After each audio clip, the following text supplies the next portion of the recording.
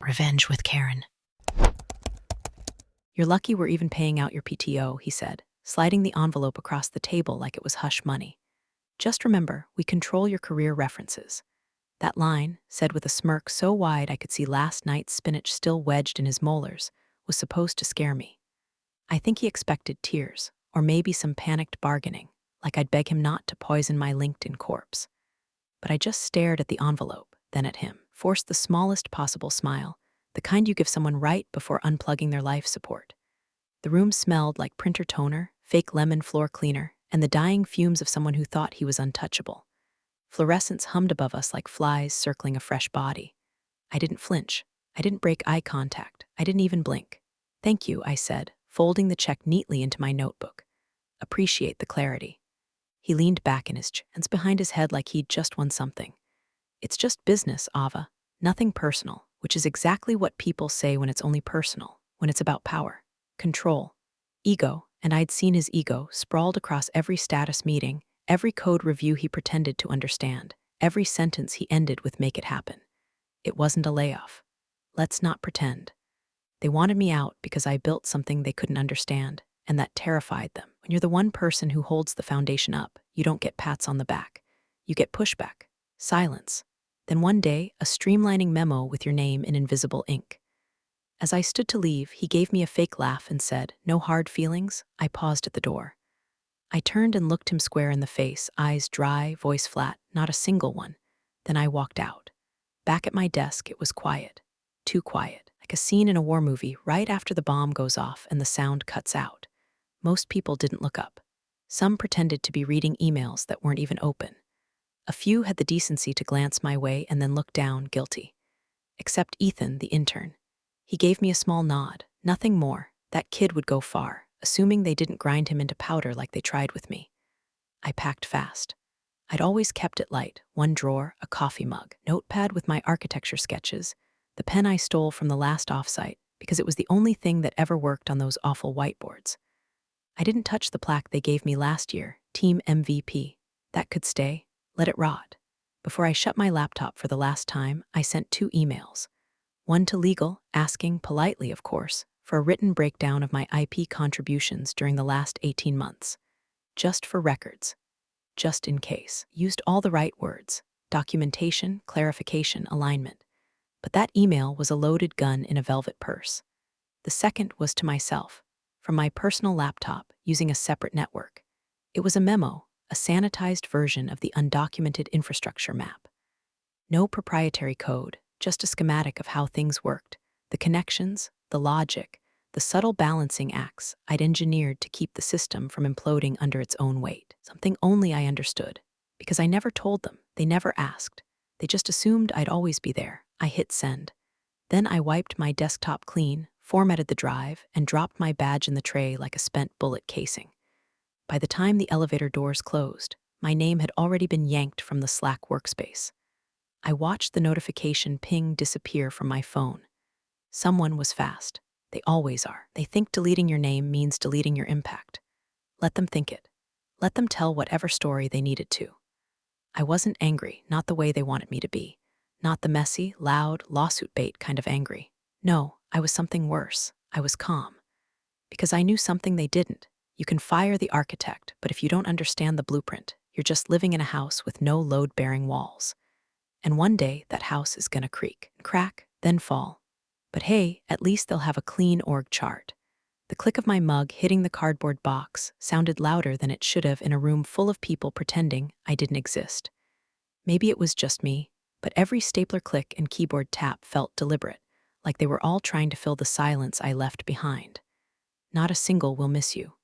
No side hugs, not even the performative keep in touch from the guy who used to steal my Post-its and take credit for my Jira tickets.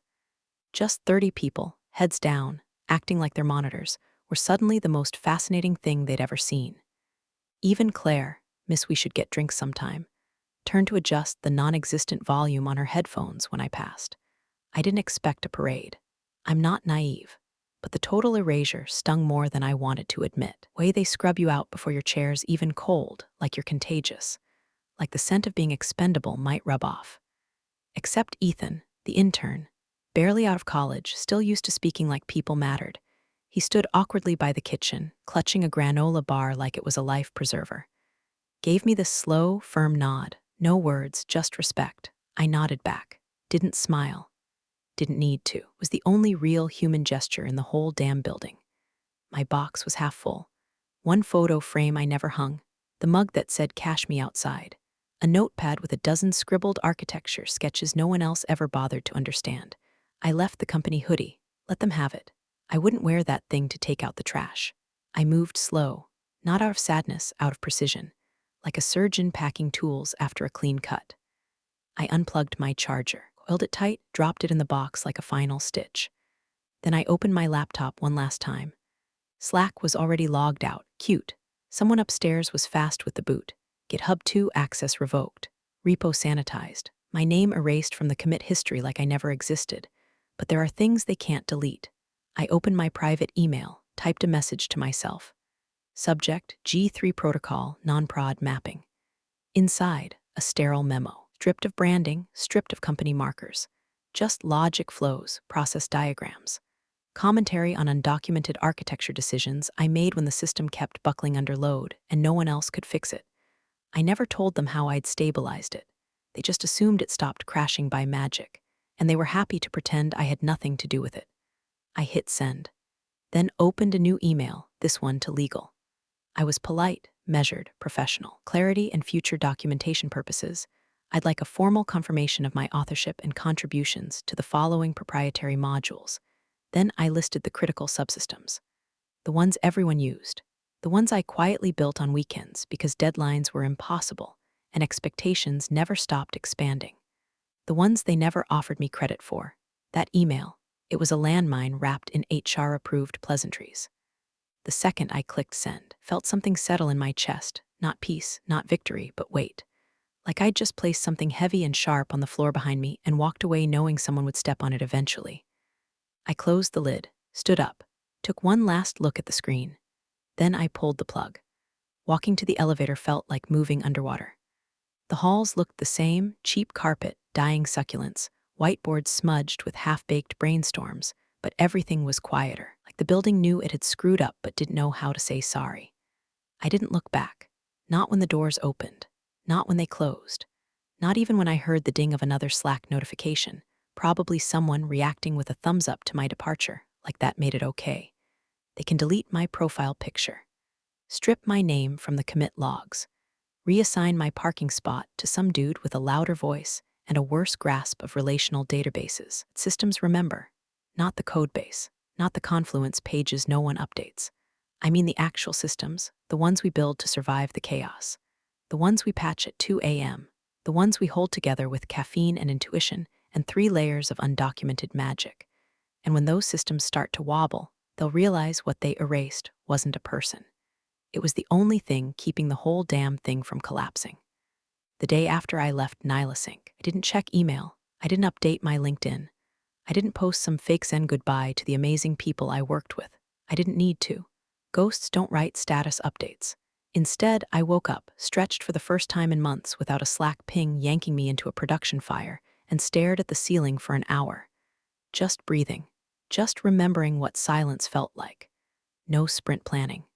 No fake agile. No meetings that should have been an email, but ended up a PowerPoint war between 2 directors who couldn't code their way out of a wet paper bag. I sat down and opened a clean doc. No logos, no branding. Just white space and blinking cursor. Then I started writing the truest version of my resume I've ever written, not the buzzword garbage they made us add, not collaborated cross-functionally with stakeholders to drive scalable solutions. No, this was facts, designed, built, and stabilized the load balancing logic for 92% of platform traffic after third-party CDN integration failed. Independently authored backend routing protocols that reduced API latency by 37% without permission or applause. Rescued a Q4 product launch by reverse engineering a deprecated feature no one else understood. Rebuilt it in 48 hours while my director gave a speech about ownership. I didn't lie. I just finally told the truth. Once the resume was done, I created a new email alias. Ava R didn't exist on the internet anymore, but AR Why it did. A little nod to my grandmother. She'd have appreciated the stealth. Under that name, I opened up a small consulting shop. Nothing flashy. No website. Just word of mouth from 2 clients I trusted, ex-colleagues who'd left the tech meat grinder before it chewed them into oatmeal. They sent me lightweight gigs. Infrastructure audits. API cleanup. One startup needed a duct tape backend untangled before their Series A, and I fixed it in 3 days. No Slack drama, no ego. Just problem, solution done. It wasn't about money. It was about space. Space to breathe. Space to remember that I wasn't crazy, that I was good at what I did, that the failure wasn't mine, it was theirs. They just didn't know it yet. But Nihilosync was starting to feel it. I didn't need inside info. You can read a system's pain in the patterns. Public GitHub activity stalled. Weekly releases became biweekly, then monthly. Users started complaining on Reddit about weird behavior, pages timing out, user data syncing inconsistently. I saw a support thread titled, "Why is this feature so slow now?" The dozen frustrated replies. I didn't click. I didn't need to, because I knew exactly what it was. It was the patchwork protocol I built when the platform started eating its own tail under high load. The one no one else touched. The one buried under 7 nested services and a DNS redirect nobody documented. I told them once, casually, over lunch.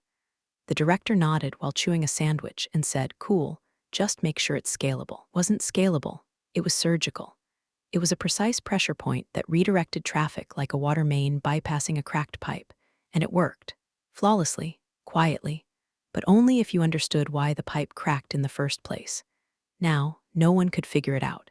They kept opening tickets for latency regressions, adding hotfixes, pulling in DevOps to check logs that made less and less sense. I watched it all like someone tracking a slow gas leak from a block away. And still, no one said my name. Not in public, not online, not in whispers loud enough to reach me. They couldn't, because saying my name would be admitting that I mattered. So instead, they blamed the tools, blamed legacy code, blamed version updates, anything but the fact that the woman they flushed without ceremony was the only one who ever truly understood how the whole machine ran without catching fire.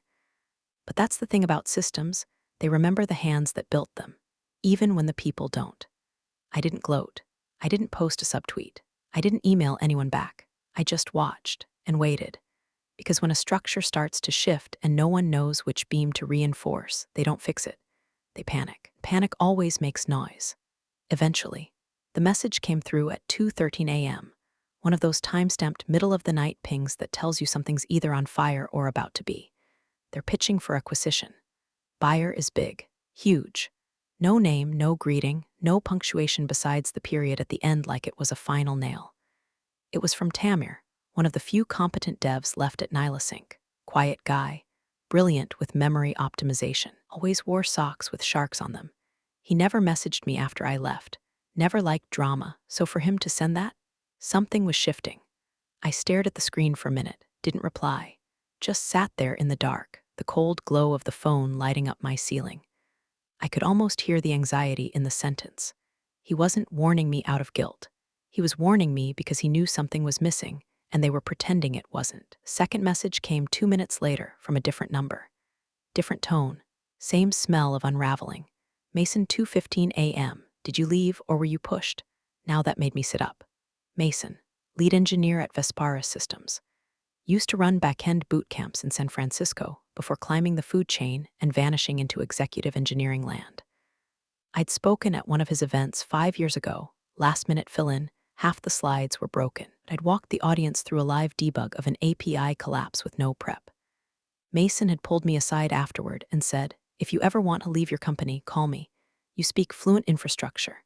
We never worked together directly, but I'd tracked his rise. The kind of guy who never asks a question he doesn't already know the answer to. I stared at the text. "Did you leave or were you pushed?" I typed back. "Ava, 2:16 a.m. Does it matter?" Didn't reply, didn't have to.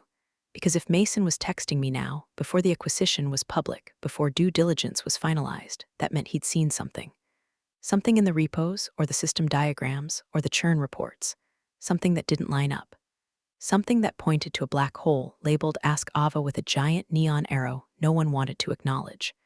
I didn't respond again. I just laid back down, eyes wide open, heart like a metronome ticking one beat too fast. By morning, the Whisper networks had lit up like a Christmas tree. 3 unread emails from old colleagues. Hey, random question. Do you remember how the redirect logic was originally set up? Quick sanity check. Do you know if the compliance module had a fallback protocol? I didn't answer any of them, not out of spite, because I knew exactly why they were asking, and they weren't ready to say it out loud. Wanted plausible deniability, help without the headline. They wanted my brain without my name attached. I made coffee, opened Twitter, saw a vague tweet from Nilesink's VP of Product about exciting transitions and the future of intelligent delivery infrastructure. It reeked of pitch deck desperation. I clicked on Vesparis Systems' LinkedIn page. Their hiring page was frozen. Their M and a team had gone dark a week ago. No posts, no new listings, just a pause like someone had pressed the clutch and was holding the car on a hill. I wasn't a threat yet. I wasn't even in the room, but the pieces were moving, and I was watching. It was funny in a bleak way. The same people who'd erased me were now desperately trying to connect dots they couldn't see. They'd walked a buyer into a house with invisible wiring and told them, yeah, it all just works. Except now the buyer had questions, and I was the answer. Quiet kind of power builds slow, like water pressure behind a dam, and they'd just heard the first hairline crack. The press release went out on a Tuesday morning. Polished, bloated, a symphony of corporate nonsense. Nilesink is thrilled to explore strategic partnership opportunities with a leading enterprise cloud solutions provider. Translation: we're being acquired. We want to sound like we're driving the bus. And please nobody ask about churn. I didn't flinch when I read it. I was on my 3rd client call of the day, helping a team in Austin figure out why their microservice stack kept cannibalizing itself under load. But I bookmarked the link anyway, right next to the Vesparis Systems job board, and a dormant GitHub issue I knew was about to become a bomb. Inside Nilesink, I imagined the scramble had already started. War rooms, slideshow polishing, product managers trying to remember how to say scalability without giggling. My old director, Doug, who once told me my documentation style was too thorough to be practical, was probably pacing in front of a whiteboard, trying to explain a system he never built with buzzwords he didn't understand. He'd be running point on the due diligence packet. That meant cherry-picked metrics, uptime graphs from peak hours, user retention with the y-axis conveniently zoomed in. Could see the pitch deck in my head. Slide 1, vision. Slide 2, numbers. Slide 3, architecture overview. A giant block diagram with colorful rectangles and connector arrows that say SQS and Lambda even though I never once used either. And my name, gone, vaporized. Not in the attributions, not in the org charts, not in the engineering wins section. But metadata doesn't lie. Beneath the surface, in the internal systems Vesparis would be combing through. Traces remained. API schema descriptions with author tags. Deployment scripts that still referenced my initials in old shell comments. Audit logs from code reviews I ran solo when the platform was falling apart. And then there was the comment. I hadn't thought about it in months. A placeholder, really. Wedged deep inside the event scheduler logic, buried under 6 dependencies and 1 undocumented feature toggle. It read, hash if you're reading this, or either me or the next person they'll blame a joke, a grim one. I typed it during a 2 a.m. deploy, half delirious, after patching the time-based caching bug no one else could reproduce. That fix held the reporting pipeline together for over a year. No one ever asked how. They were just happy the dashboard stopped freezing. Until now, because someone did read it. A junior engineer, apparently. I found out through a whisper, one of those odd little ripples that travel sideways through the tech world. A tweet liked by someone I used to mentor, quoting found the wildest code comment today with a crying laugh emoji, and a screenshot cropped just barely enough to avoid naming the repo. Except I recognized it immediately. The spacing, the indentation, the dry tone, mine. That meant the buyers were digging. That meant someone was trying to explain that section of the platform and failing. That meant the facade was cracking. I didn't need to interfere, didn't need to leak anything. The gravity of the truth was doing all the work for me. When you remove the keystone from an arch, the collapse doesn't happen right away. For a while, everything looks fine, until someone leans on it. Just the right pressure, just the right question. Who wrote this? Why does this function have no test coverage? Why does it work, but no one knows why? The problem with pretending someone didn't matter is that eventually, you're forced to explain why things start breaking the second they're gone. I closed the tweet, took another sip of coffee.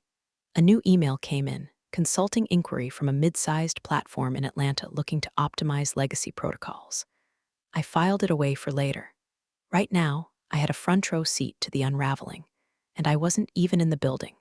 Mason was never a dramatic guy. That's what made the next part all the more damning. During the third day of pre-acquisition technical review, he was combing through the export compliance documents. Standard process, boring as hell. Lists of contributors, citizenship statuses, access controls, all the boilerplate that's supposed to be a checkbox. But buried halfway down the second tab of the spreadsheet, past a wall of green-lit names and access groups, he saw mine. Reynolds, Ava. Status, involuntary departure. Access, revoked, clearance, system-wide. He blinked. Read it again. Then he looked up across the table at the Nilasync folks, 3 executives deep in positive synergy mode, all of them nodding along to a slide about product vision and frictionless integration. Mason quietly closed his laptop. Not hard, not rude, just enough to change the air in the room. "Let's pause here," he said, voice measured. "I have a question." Projector froze on the next slide. Someone's over-designed diagram of the Nilasync data pipeline hung mid-sentence like a guillotine. The VP of product gave a nervous laugh. Sure, something unclear." Mason didn't answer him. He turned to the CTO. "This part here, your routing layer, session handling, load balancing fallback, it's labeled as stable legacy in the documentation." The CTO nodded slowly. "That's right. Been running untouched for over a year. Rock solid." Mason raised an eyebrow. "No changes in a year? In a high-load environment like yours?" "Correct," the CTO said a little too quickly. Mason tapped the closed lid of his laptop like a nervous tick, then asked who designed it. Silence. The kind that's louder than shouting. The kind that makes people look at their shoes. The kind that kills deals. The VP of engineering shifted in her chair, cleared her throat, and said, "It was a collaborative effort." Mason just looked at her. She broke. "I mean, it started under Ava Reynolds. But she's no longer with the company." The CEO of Vesparis, who had been silent until now, watching with a predator's stillness, leaned forward slightly. "Not much, just enough. She left." The CTO hesitated. There was restructuring. She didn't align with the new direction. "Was she consulted during this process?" the CEO asked. "No, she's been gone for some time. No one from your current team can speak with certainty about that system's architecture." Another silence. The kind that ends careers. The VP of product piped up, desperate. "We have documentation," Mason cut in. "We've seen the documentation. It's vague, circular, and contradicts the observed behavior under synthetic load. There are modules calling deprecated services with no failover logic. Some routing decisions don't match any known policy. There's a comment in the scheduler that says, quote, 'If you're reading this, you're either me or the next person they'll blame.'" The CTO paled. The CEO of Vesparis stood up, slow and smooth, like a judge at the end of sentencing. "We're going to reschedule," he said. "Take some time to revisit your internal architecture." "But the valuation," the CFO started, "is contingent on sustainability," the CEO said. "And right now, asking us to buy a car with no steering column because the mechanic got fired and no one remembers how it turns." No yelling, no desk pounding, just pure, cold authority. Then he walked out. Mason lingered a beat longer, just long enough to watch the color drain from every face in the room. He didn't gloat, didn't smile, just said, "You should have kept her." Then he left too. Back in her apartment, Ava's phone buzzed. One message from a number not in her contacts. "Known they're choking. You felt it coming, didn't you?" Ava didn't answer right away. She poured herself a drink, sat by the window, watched the city move like an engine no one fully understood, and thought they finally leaned on it. The email subject line hit her inbox like a heartbeat skipping. "Confidential technical advisory immediate." No greeting, no fluff. Just urgency stripped of punctuation. Ava sipped her coffee, black, half cold. She didn't care. Stared at it for a moment without clicking. Outside the cafe window, downtown buzzed on autopilot. Lawyers jaywalked in $1,000 shoes, a street preacher argued with a traffic light, and someone on a Lime scooter narrowly avoided becoming a hood ornament. Ava didn't move. She'd been expecting this, not hoping for it, just waiting. Gravity always wins. She tapped the screen. The sender was masked behind a Vesparis proxy address. The language screamed Mason. Precision disguised as vagueness. "Requesting your availability for a closed-door consult regarding unresolved architecture concerns stemming from legacy systems inherited via pre-merger assessment." Translation: They're panicking, and you're the last flashlight in the tunnel. She didn't respond. Not yet. Back at Nihilus Inc., the internal implosion had begun. The acquisition was indefinitely postponed, a sanitized Slack update that immediately set half the company on fire. Engineering leads were pulled into hour-long alignment huddles where no one aligned on anything. Product managers who'd spent the last 6 months pretending they understood the back end were now frantically messaging developers like, "Hey, real quick, can you explain what Ava built?" The VP of engineering cracked first. He sent a mass email to the entire technical team. Subject: urgent routing protocol ownership. If anyone has documentation, knowledge, or contacts who can assist with the architectural logic behind the legacy routing protocols, please respond ASAP. We're blocked at multiple layers. Need clarity before EOD. Please escalate immediately. It was 11:32 a.m. By 11:34, junior engineer replied, "I think Ava touched that system." By 11:35, Mason replied, all lowercase, no greeting, only Ava can speak to it. The director who had fired her, the one with the smirk and the reference threat, was suddenly OOO with no return date. Some said stress leave. Others said internal reassignment, which is corporate speak for he's being dragged into rooms where lawyers take notes. Someone in HR sent out a form asking for knowledge transfer candidates. Ava's name was brought up again, quietly, then louder. Then someone remembered she wasn't on LinkedIn. No email, no website, no digital breadcrumbs to follow, just silence, until the meeting request landed in her inbox. Ava finished her coffee, sat still, let the moment breathe. Across the cafe, a couple argued over a parking ticket. A dog barked at its own reflection. He didn't hear any of it. She was somewhere else. Back in the server room at 3 a.m., configuring failover logic by flashlight during a storm that knocked out power across half the city. Back in a whiteboard session where she diagrammed an edge case no one understood, and the CTO said, "Let's table that for now." Back in her apartment, 3 weeks post-firing, watching the GitHub graphs flatline, and now here they were, back at her door. Not because she made noise, because she made something that worked. She hit reply, typed 2 words, "Let's talk." Then she closed her laptop and smiled just a little. The kind of smile you wear when you realize the foundation they thought they stood on was yours the whole damn time. The room was quiet, not tense, just deliberate. Soundproofed walls, frosted glass. A carafe of untouched cucumber water sweating condensation on a table that probably cost more than her last 3 bonuses combined. Ava sat at one end of the conference table, laptop open, cursor blinking in a terminal window. At the other end, Mason, calm as ever, flanked by Vesparis Systems CEO and their general counsel, both watching her like surgeons waiting for a vital sign to return. She didn't bring notes. She didn't need slides. What she had couldn't be captured in bullet points or diagrams. It was in her head, entire architecture trees, failover maps, latency pivot contingencies. The unspoken logic that kept systems breathing when everything else failed. She clicked a few keys, pulled up a stripped-down SIM environment, and began. Her voice was low. Clear. No theatrics. So, the routing fallback doesn't initiate through the main queue. It forks silently through a sidecar daemon we pinned to the old Redis cluster.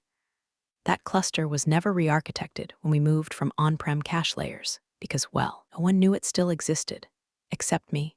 Mason nodded once. The protocol works by faking a dead node condition and letting the health checks trigger the redirect path, but the key is to fool the monitor service without disrupting the core heartbeat. It's dirty, it's fragile, but it held your acquisition target together during 3 major outages. She tapped a few more commands, brought up real-time logs, showed the heartbeat spoof. The load reroute, a trick that bought Nihilus Inc. 6 months of fake stability. No one spoke. The silence wasn't awkward, it was reverent. When she finished, she sat back, crossed her arms loosely, not smug, not defensive, just done. The CEO of Vesparis closed his notebook, leaned forward, and said, "You're undercompensated." Ava didn't flinch. She didn't play coy. She let the sentence hang in the air like a toll bell. "We'd like to make you an offer," he continued, as VP of Platform Engineering. "Clean slate. Build what you want, how you want. We match equity, offer 7-figure salary, full autonomy, your team, your stack, your standards." He slid a single page across the table. It wasn't a contract. It was a term sheet, pre-signed, numbers already filled in. Mason said nothing. Just watched, her eyes steady. There was no "I told you so" in his look, just quiet affirmation, like he'd known all along this moment was inevitable. Ava looked down at the paper. The zeros didn't impress her, not really.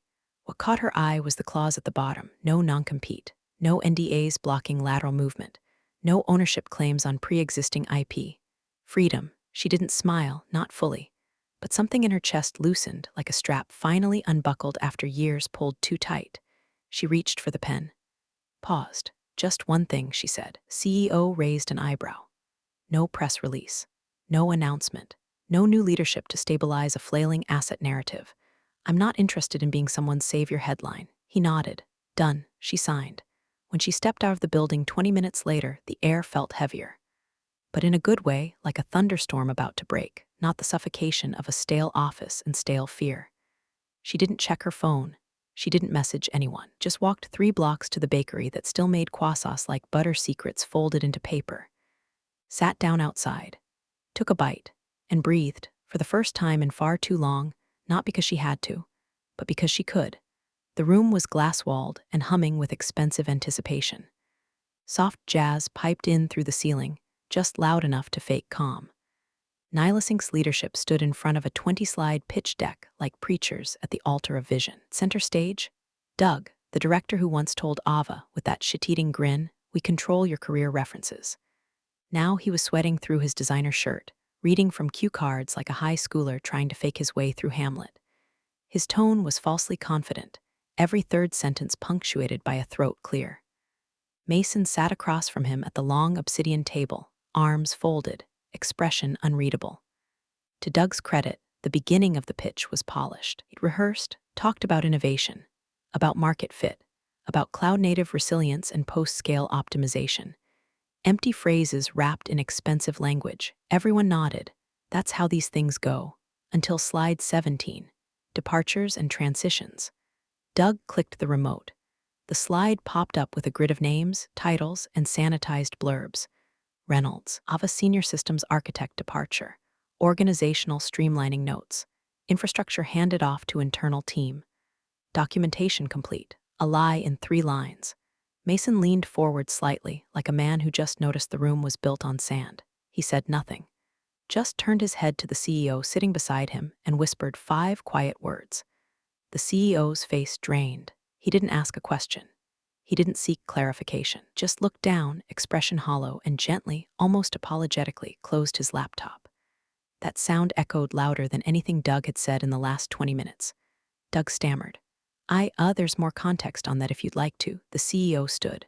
"We're done here. No raised voice, no fury, just a cold verdict delivered with the finality of a guillotine drop."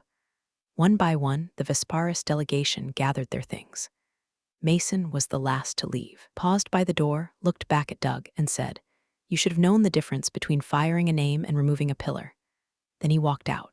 Across the city, Ava sat at her desk in a sunlit corner office that still smelled faintly of new carpet and untouched whiteboards. She wasn't working, just reading. A book of short essays on architecture, not code, actual buildings. Mason had sent it to her 2 weeks earlier with a note. "Thought you'd appreciate the parallels. Some structures fall because of ego. Others fall because no one checked the foundation." Her phone buzzed. Tamir, 12:42 p.m. He looked like someone just yanked the floor out from under him. Ava set the phone down slowly. No reply, just silence thick with the sound of inevitability. She didn't post anything, didn't screenshot the text, didn't forward it to Mason. She just smiled, small, private, not cruel. Because in the end, she didn't need to ruin. She just stepped away and let him show the world what happens when the one person holding everything up walks out quietly and lets gravity do the rest. Big thanks, you legends of the old office days. Subscribe to keep the switch-flicking chaos alive. Your ex-boss is shaking in their loafers.